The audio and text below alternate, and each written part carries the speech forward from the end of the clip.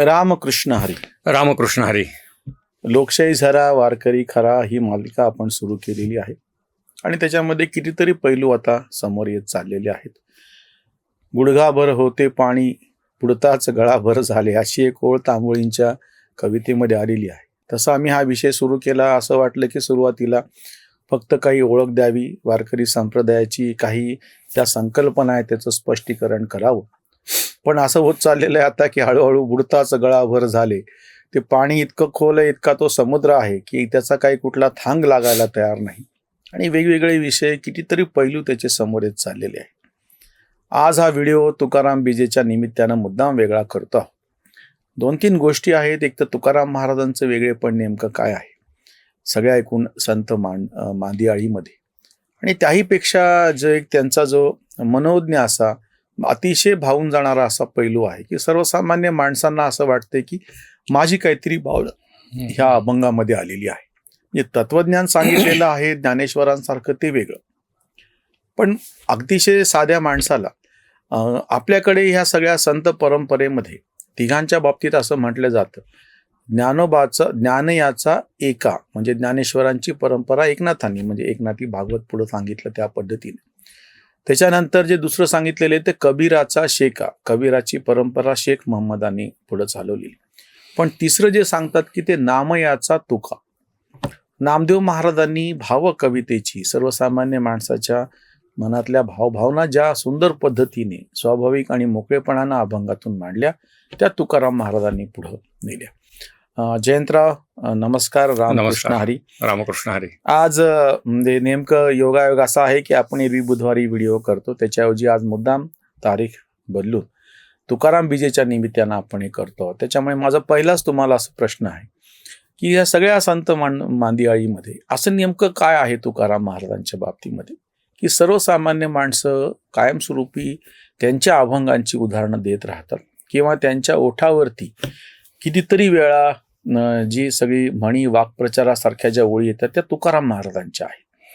त्याच्यामुळे मला जे पहिलं म्हणायचं वेगळे पण महाराजांचं नेमकं असं काय आहे की जेणेकरून ते आज इतक्या वर्षानंतर सुद्धा संत परंपरेतलं एक मोठं नाव असणं वेगळं, पण लोकांना तो आपला वाटणे, जवळचा वाटणे, हे असं नेमकं काय आहे? संत परंपरेमध्ये जेव्हा आम्ही चर्चा करतो ना तेव्हा सगळे संत आपल्याला सारखे आहेत, सगळ्या संतांची भूमिका सारखी आहे. पण तुकारामांचं वेगळेपण जे तुम्ही आत्ता म्हणालात, तर आज सुरुवातीला मी तर तुकाराम बीजेच्या निमित्ताने त्यांच्या चरणी या ठिकाणी साष्टांग दंडवत घालतो तुकोबांना आणि त्यांच्या वेगळेपणासंबंधीचा मुद्दा तुमच्यासमोर मांडतो. एकंदर काय झालं की समस्त संत परंपरेमध्ये मानवतेचं दर्शन दाखवण्याचा एक प्रयत्न केला गेला की मानवता कशी महत्त्वाची आहे. मग आमच्या एकनाथ महाराजांनी त्या मुक्या प्राण्याला पाणी पाजल्याची कथा आमच्या समोर येते, नामदेवांनी कुत्र्याच्या मागे वाटी घेऊन धावल्याची कथा आमच्या समोर येते. अशा अन्य प्रकारच्या कथांमधून मानवतेचं दर्शन आमच्या संतांनी घडवलं. तुकोबांनी त्याच्या पुढचं एक पाऊल टाकलं. त्यांनी त्याच्यामधला दयाभाव जो आहे ना तो बाजूला ठेवून दिला. त्या माणसाबद्दल दया दाखवणं ही तुकोबांची कधीच भूमिका नव्हती. ते त्याच्या सामर्थ्याचा प्रत्यय देत गेले. नरदेह निधान लागले हाती, उत्तम सार उत्तम गती, देवची होईन म्हणती ते होती, तरिका चित्ती न धरावे. अशा प्रकारचा तुकोबांचा अभंग आहे. म्हणजे काय आहे की हा नरदेह एक निधान रूपी म्हणजे अत्यंत देव दुर्लभ अशा प्रकारची संधी तुझ्या हातामध्ये आलेली आहे. ही उत्तम गती आहे, याच्यापेक्षा उत्तम गती जगात असू शकत नाही. आणि या उत्तम गतीची परिणिती कशात होऊ शकते तर तुला देव होता येतं. अशा प्रकारचा दुर्दम्य आत्मविश्वास लोकांमध्ये तुकोबांनी दिला असं नाहीये, तुकोबांनी स्वतः ते करून दाखवलेलं आहे. त्या देवत्वाला ते प्राप्त झाले आहेत. संतांच्या संदर्भामध्ये बोले तैसा चाले त्याची वंदावी पाऊले असं आपण म्हणतो. आमच्या तुकोबांच्या बाबतीमध्ये चाले नंतर बोले त्याची वंदावी पाऊले असं म्हणावं लागतं. हे तुकोबांचं वेगळेपण आहे. अनेक वेगळेपण आपल्याला सांगता येतील, पण या पॉडकास्टच्या मर्यादेमध्ये एक आहे की दया दाखवण्याच्या ऐवजी सामर्थ्याचा प्रत्यय देणं, सामर्थ्यासाठी प्रद्युत्त करणं, सामर्थ्यासाठी प्रेरित करणं आणि त्या सामर्थ्याचा प्रत्यय घेण्यासाठीची पायवा टाकून देणं हे तुकोबांचं वेगळेपण आहे. जयंतराव, दुसरा एक मला मुद्दा आवर्जून विचारायचा आहे की जेव्हा आध्यात्मिक तर जे ज्ञानी पुरुष आहेत ते त्याच्या बाबतीत सांगतातच त्या क्षेत्रातले, पण मी जेव्हा वाङ्मय क्षेत्रातल्या लोकांना जेव्हा बोललो आणि विचारलं तेव्हा वारंवार ह्या लोकांच्या बोलण्यातून जो मुद्दा येतो की तुकाराम महाराजांचं काव्यत्व किती श्रेष्ठ पद्धतीचं होतं. पण त्या जोडीला दुसरं एक मुद्दा सगळे आवर्जून सांगतात की जी भागवत संप्रदायाची चौकट आहे ती तुकाराम महाराज कधी मोडत नाहीत.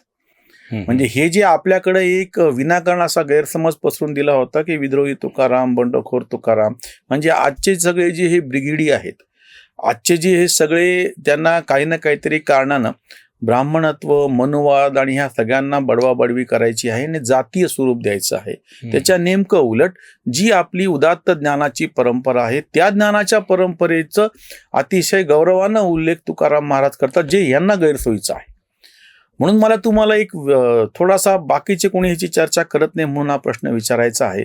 त्यांनी तेव्हाच्या सगळ्या प्रवृत्तीवरती हल्ला केला हे बरोबर आहे, पण तुकाराम महाराज हे ह्या सगळ्या भागवत संप्रदायाची जी सगळी ज्ञानाची परंपरा आहे, दर्शनांचा जो अभ्यास आणि त्याची परंपरा आहे, त्याचे सुद्धा एक गौरवानं त्याचा उल्लेख करतात. हे नेमका विरोधाभास काय आणि कशा पद्धतीचा आहे की हे सगळं वेदांत जो आहे तो मात्र तुकाराम महाराज मान्य करतात आणि बाकीचे सगळे म्हणतात की नाही आम्हाला ते वेद पीठ सगळे फेकून द्या. हे नेमकं काय त्याच्या?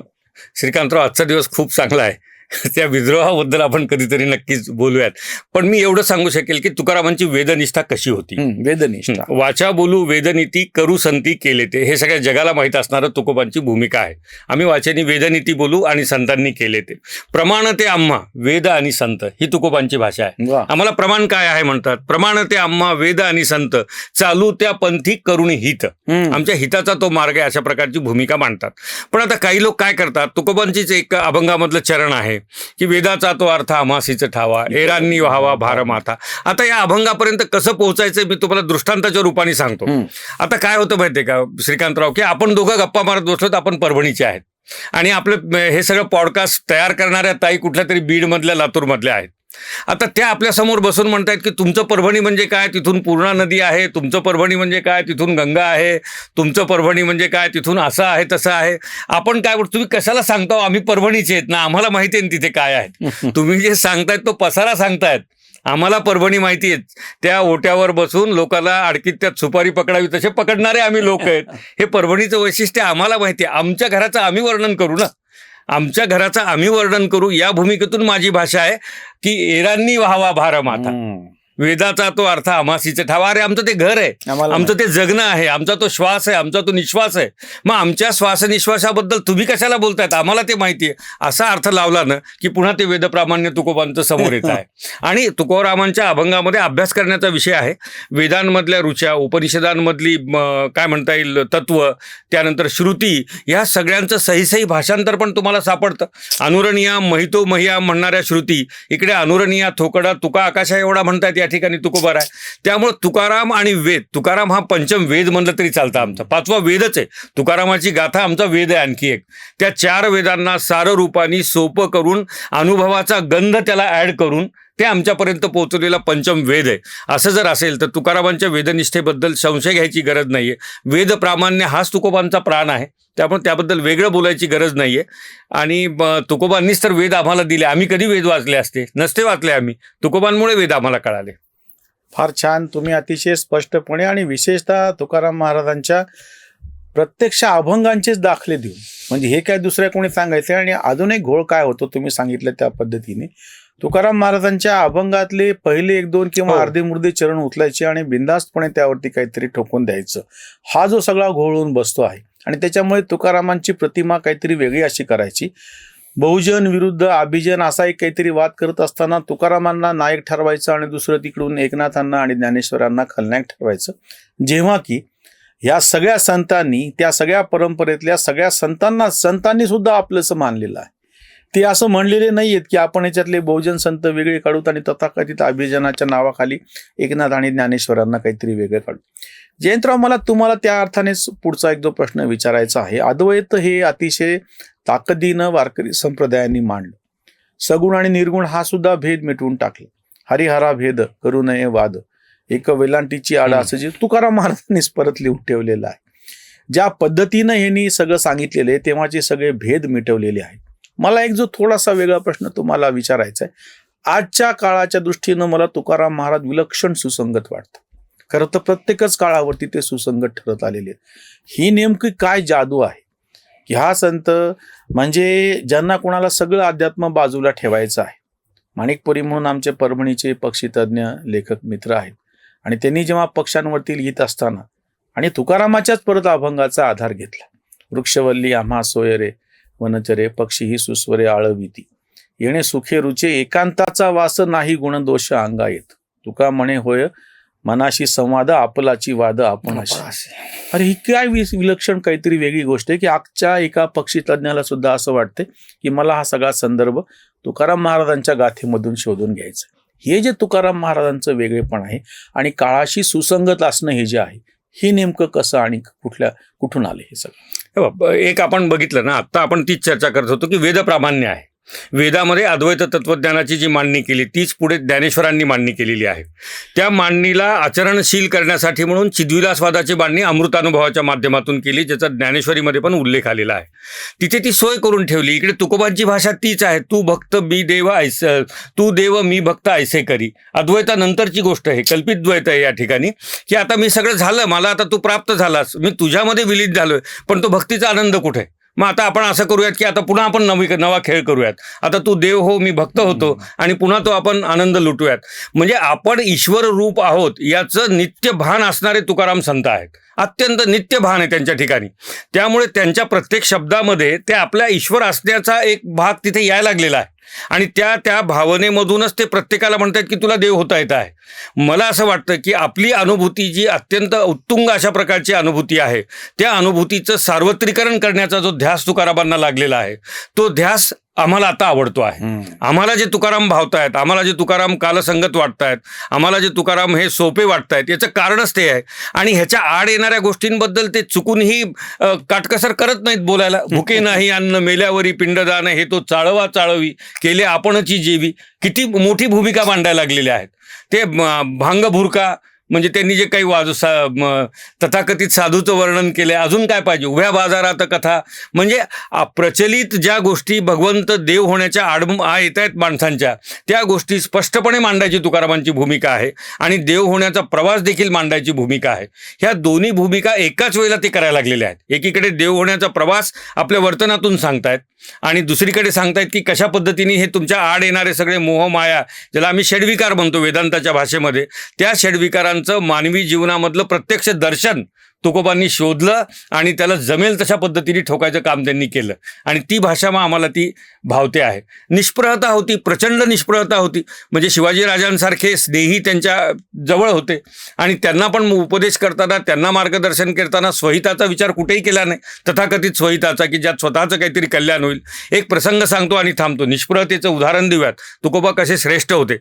कथा खूप मोठी आहे. 4 रूपाने सांगतो की एका शेतावरती मोलमजुरीचं काम मिळालं. ज्वारी राखायचं काम होतं. ती ज्वारी राखत असताना तिथे ते मचान उभं केलं, त्यावर तुकोबा राहिले. 4 महिन्याचं काम होतं. त्यात त्यांना 4 पोते धान्य मिळणार होतं शेवटी सगळं केल्यानंतर. आणि तिथे बसले, भजन सुरू केलं. ते भजन ऐकायला सगळे पक्षी आले. त्या पक्ष्यांनी त्या कंसावरती आपला निवास केला आणि ते निवास करून त्यांनी सगळे कंस खाऊन घेतले. ही कथा आहे त्याच्यामधली. ते कंस खाऊन घेतले, तुकोबांची बदनामी झाली, त्यांना उभं केलं, पंचकमिटीसमोर उभं केलं आणि मग ठरलं की आता शेतात जाऊन पंचनामा करायचा आहे. बघितलं तर ते कंस इतके भरभरून आले होते की त्याला जे दरवर्षी उत्पन्न व्हायचं त्याच्या 10 पट उत्पन्न झालं.